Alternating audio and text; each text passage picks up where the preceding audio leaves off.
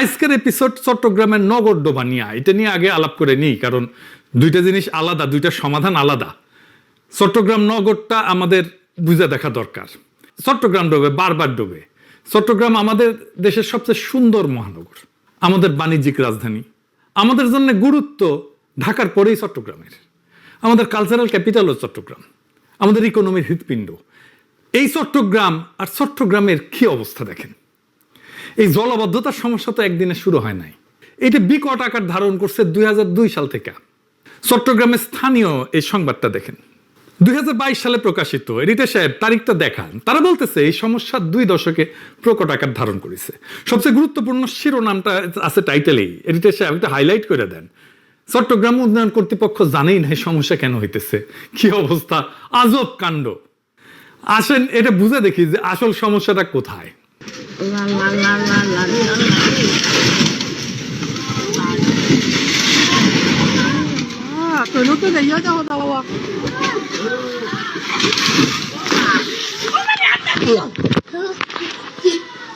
যে ভিডিওটা দেখলেন প্রথমে, এটা বাঁশখালীর ঘটনা। টানা 6 দিনের ভারী বর্ষণ আর পাহাড়ি ঢলে সাঙ্গু নদী, ডলু নদী এবং হাঙ্গর খালের পানি বিপদসীমার উপর দিয়া বইতেছে। বাদ ডিঙা লোকালয়ে ঢুকছে পানি। অন্তত 15টা উপজেলায় 4.5 লাখ মানুষ পানিবন্দী।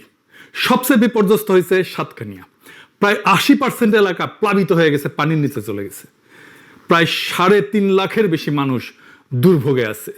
কি ভয়ানক অবস্থা। আমি আর সেগুলো দেখাইলাম না, আপনারা দেখছেন মনে হয়। 5 দিনের অতিবৃষ্টি এবং পাহাড় ধসে অন্তত 30 জন মারা গেছে। আর 1983 সালের রেকর্ড ভেঙে 43 বছরের সর্বোচ্চ বৃষ্টিতে চট্টগ্রামও ডুবে গেছে শহর। শহরে জলাবদ্ধতা আর গ্রামের বন্যা, একই আকাশ থেকে নামা একই বৃষ্টি, কিন্তু দুইটা আলাদা রোগ, আলাদা সমাধান। এই সাতকানিয়ার বন্যা স্থানীয়দের ভাষায় নতুন কিন্তু কিছু না। পাহাড়ে বৃষ্টি বেশি হইলেই সাঙ্গু নদী ফুলে ফেপে ওঠে, সাতকানিয়া ডুবে যায়। এটা তারা প্রজন্মের পর প্রজন্ম ধরে দেখতেছে, জানে, মানে সমস্যাটা প্রেডিক্টেবল, সবাই জানে এটা ঘটবে, ঘটতে পারে। কিন্তু রাষ্ট্রের প্রস্তুতি কি? কোনো প্রস্তুতি নাই। ঘটনা ঘটলে ব্যবস্থা নেয়, সেনা নামে, আগে কিছু করা হয় না। আজকের এপিসোড চট্টগ্রামের নগরডোবা নিয়ে, এটা নিয়ে আগে আলাপ করে নিই, কারণ দুইটা জিনিস আলাদা, দুইটা সমাধান আলাদা। চট্টগ্রাম নগরটা আমাদের বুঝে দেখা দরকার। চট্টগ্রাম ডোবে, বারবার ডোবে। চট্টগ্রাম আমাদের দেশের সবচেয়ে সুন্দর মহানগর, আমাদের বাণিজ্যিক রাজধানী, আমাদের জন্য গুরুত্ব ঢাকার পরেই চট্টগ্রামের, আমাদের কালচারাল ক্যাপিটালও চট্টগ্রাম, আমাদের ইকোনমির হৃৎপিণ্ড। এই চট্টগ্রাম আর চট্টগ্রামের কি অবস্থা দেখেন। এই জলাবদ্ধতার সমস্যা তো একদিনে শুরু হয় নাই, এটা বিকট আকার ধারণ করছে 2002 সাল থেকে। চট্টগ্রামের স্থানীয় এই সংবাদটা দেখেন, 2022 সালে প্রকাশিত। এডিটর সাহেব তারিখটা দেখান। তারা বলতেছে এই সমস্যা 2 দশকে প্রকট আকার ধারণ করেছে। সবচেয়ে গুরুত্বপূর্ণ শিরোনামটা আছে টাইটেলেই। এডিটর সাহেব একটা হাইলাইট করে দেন। চট্টগ্রাম উন্নয়ন কর্তৃপক্ষ জানেই না এই সমস্যা কেন হইতেছে, কি অবস্থা, আজব কাণ্ড। আসেন এটা বুঝে দেখি যে আসল সমস্যাটা কোথায়। 2006 সালে আমি বাংলাদেশে যে কোম্পানিতে কাজ করতাম আর কি, ওই সময় নতুন জয়েন করছি, 1 মাসও হয় নাই। রাতে চট্টগ্রামের ম্যানেজার ফোন দিল, গভীর রাতে, কান্না কান্না স্বরে কইতেছে, স্যার বৃষ্টিতে আমাদের ডিপো ডুবে গেছে, সব ওষুধ পানির তলে, আমরা কিছু করতে পারতেছি না। বুঝতে না বুঝতেই বন্যার মতো পানি এসে সব ডুবাই ফেলছে, কয়েক কোটি টাকার ওষুধ পানির নিচে। পরদিন অফিসে যায় খোঁজ নিলাম, বিড়ি গিচ্ছিরি অবস্থা। জিজ্ঞাইলাম ওইখানে কেন ডিপো নিচ্ছেন আপনারা, পানি ওঠে জানেন না? কইল স্যার জিন্দগিতে এই জায়গায় পানি ওঠে নাই, এবারই প্রথম। তার মানে প্রত্যেক বছর নতুন নতুন এলাকায় পানি উঠতেছে। আমার ছোটবেলায় চট্টগ্রামে অনেক সময় ধরে থাকছি। আমার বড় মামা থাকতেন চট্টগ্রামে ইস্পাহানি বিল্ডিংয়ে। স্কুলে যখন ছুটির মৌসুম আসতো, গরমের ছুটি, রোজার ছুটি, তারপরে গরমের ছুটি, রোজার ছুটি, তারপরে এসএসসি পরীক্ষার ছুটি, তখন যাইতাম চট্টগ্রামে। পাশেই বড় বাটালি হিল, ছোট বাটালি হিল, দাপাদাপি করতাম। ইস্পাহানি বিল্ডিংয়ের পিছিয়ে একটা পেছানো লোহার সিঁড়ি আছে, এখন আছে কিনা জানি না। নিচতলায় মেজর রফিক থাকতো, মানে আওয়ামী লীগের স্বরাষ্ট্রমন্ত্রী হয়েছিল। আমি এখনো স্বপ্নে মাঝে মাঝে ইস্পাহানি বিল্ডিংয়ের পাশের রাস্তাটা দেখি। আমার খুব ভালো সময় কাটছে। যাই হোক, এটা বললাম বোঝানোর জন্য যে চট্টগ্রাম আমার অনেক আপন আর কাছের জায়গা।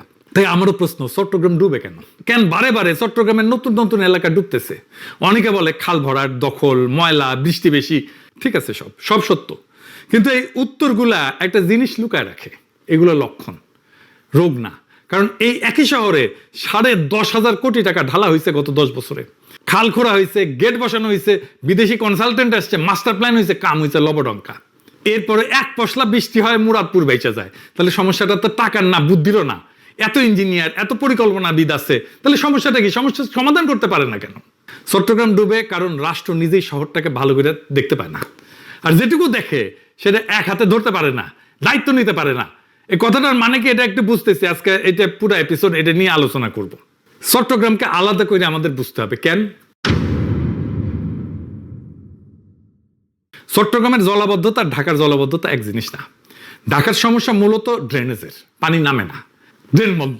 চট্টগ্রামের সমস্যা জল বিজ্ঞানের, হাইড্রোলজির। এই দুইটা পুরো আলাদা। চট্টগ্রাম বসে আছে তিনটা শক্তির টানাপোড়েনের মাঝখানে। উপরে পাহাড়, বৃষ্টি হইলে পানি নামায়, সাথে নামায় বালি মাটি যেটা খাল ভরাট করে ফেলে, নিচে কর্ণফুলিয়ার সাগর, জোয়ারের সময় পানি উল্টা শহরে ঢুকায় দেয়, আর মাঝখানে শহর যেটা দুই চাপের মধ্যে স্যান্ডউইচ হয়েছে। এই জন্যে চট্টগ্রামে শুধু খাল খুললে হবে না, জোয়ারের সময় খালের মুখ বন্ধ রাখা, ভাটার সময় খোলা, এই কাজটা করার জন্য লাগে sluice gate, tidal regulator.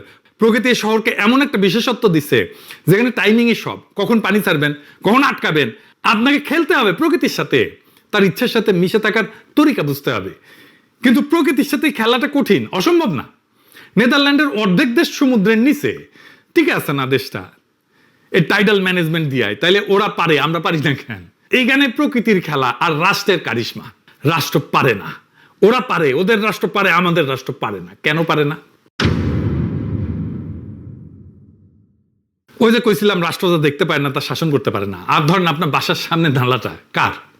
City কর্পোরেশনের, চিটাগাং উন্নয়ন কর্তৃপক্ষের, ওয়াসার, আপনি জানেন না। এটাই মূল সমস্যার প্রথম সূত্র। যে কোনো রাষ্ট্র একটা জিনিস শাসন করতে পারে কেবল তখনই যখন সে জিনিসটাকে পরিষ্কার করে দেখতে পায়। কে মালিক, কার দায়িত্ব, সীমানা কোথায়, দখলটা কার। যে জিনিস রাষ্ট্রের চোখে ঝাপসা সেটা রাষ্ট্র নিয়ন্ত্রণ করতে পারে না, হালকার উপরে ঝাপসাইয়া যায়। এই ব্যাপারটা নিয়ে একজন চিন্তাবিদ আছেন, জেমস স্কট, রাষ্ট্রবিজ্ঞানের লোক। তার একটা কথা আসছে, রাষ্ট্র যা পড়তে পারে না তা শাসন করতে পারে না। ইংরেজিতে বলে লেজিবিলিটি, মানে পাঠযোগ্যতা।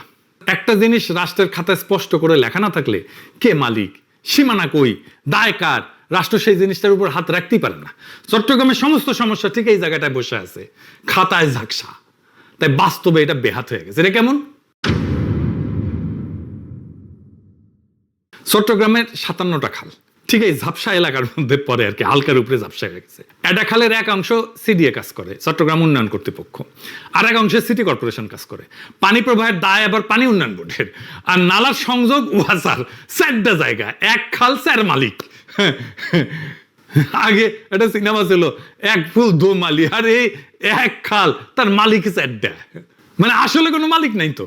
আর যেখানে মালিকানাই ঝাপসা সেখানে দুইটা জিনিস অনিবার্যভাবে ঘটবে। এক নম্বর হইতেছে দখলদার ঢুকবে, কারণ দখলদার জানে যে খালের এই অংশটা কারো না, সে জানে তাকে থামানোর দায়িত্ব 4 জনের, মানে আসলে কারো না। চাকতাই খালের এক অংশ সিডিএর, আর এক অংশ সিটি কর্পোরেশনের। পানি প্রবাহের দায় হইতেছে পানি উন্নয়ন বোর্ডের। দখলদার এটা জানে, সে জানে এই জায়গাটা দখল করলে তাকে থামানোর দায়িত্ব একজনের না, 3-4 জনের। আর যেখানে দায়িত্ব একাধিক সেখানে বাস্তবে দায়িত্ব আসলে কারো না, প্রত্যেকে ভাবে ওইটা তো অন্য সংস্থার এলাকা। ফলে দখলদার নির্ভয়ে বসে যায়, কারণ তাকে উচ্ছেদ করার মতো স্পষ্ট মালিকানা কারো নাই, শক্তি নাই, ক্ষমতা নাই। তো চাকতাই খাল তো দখল হবেই। এটা তাই কোনো দুর্ঘটনা না, দুর্বৃত্তের একক কোনো অপরাধও না। এটা মালিকানা ঝাপসা রাখার সরাসরি ফসল। খালটা যেহেতু স্পষ্ট করে কারো না, তাই সেটা সবার হাতেই বেহাত, কারো হাতেই আর নাই। তারপরে দেখেন, খাল, নালা, জলাধার, নদী, জোয়ার সব একসাথে কাজ করে একটা নেটওয়ার্ক হিসাবে, তাই তো? একটার সাথে একটা যুক্ত তো। একটা সংস্থা খাল খোঁড়ে, আর একটা সংস্থা ড্রেন বানায়, কিন্তু সমন্বয় নাই, তখন নিষ্কাশনের ধারাবাহিকতা তো ভেঙে যায়। লক্ষ্য করেন, পানি তো সংস্থা চেনে না, ও তো পানি উন্নয়ন বোর্ড চেনে না, সিডিএ চেনে না, মেয়র চেনে না, পানি সংস্থা চেনে না, পানি ঢাল চেনে, বাধা চেনে। আমরা একটা অখণ্ড প্রাকৃতিক ব্যবস্থাকে 4 টুকরা করে 4 দপ্তরে ভাগ করে দিচ্ছি। পানি যখন এক দপ্তরের সীমানা থেকে আরেক দপ্তরের সীমানায় যায় তখন ওইখানে আটকে যায়। সীমানাটা তো রাষ্ট্রের কাগজে লেখা আছে, পানির কাছে তো নাই। আরো জটিল একটা সমস্যা আছে, সেটা কি? হুকুম দিলে, বরাদ্দ দিলে কাজ হয় না। বাংলাদেশে এটা একটা সমস্যা, হুকুম হয়, বরাদ্দ হয়, কাজের কাজ হয় না। এটা ইন্টারেস্টিং জিনিস শিখি, যেটা দিয়ে গোটা বাংলাদেশ রাষ্ট্রকে ব্যাখ্যা করা যাবে। রাষ্ট্রের ক্ষমতা কিন্তু 2 রকম। একরকম ক্ষমতা হইল হুকুমের ক্ষমতা, সরকার ঘোষণা দিতে পারে, বরাদ্দ দিতে পারে, উদ্বোধন করতে পারে, প্রকল্প নিতে পারে। এটা উপরের ক্ষমতা, দৃশ্যমান ক্ষমতা। আর এক রকম ক্ষমতা হলো বাস্তবে ঢুকে কাজ করানোর ক্ষমতা, সমাজের রন্ধ্রে রন্ধ্রে ঢুকে আসল জিনিসটা ঘটানো। খালটা আসলে খনন হইলো কিনা, গেটটা আসলে ঠিক মাপে বসলো কিনা, দখলদার আসলে উঠলো কিনা, এইটা হইতেছে আর এক ক্ষমতা।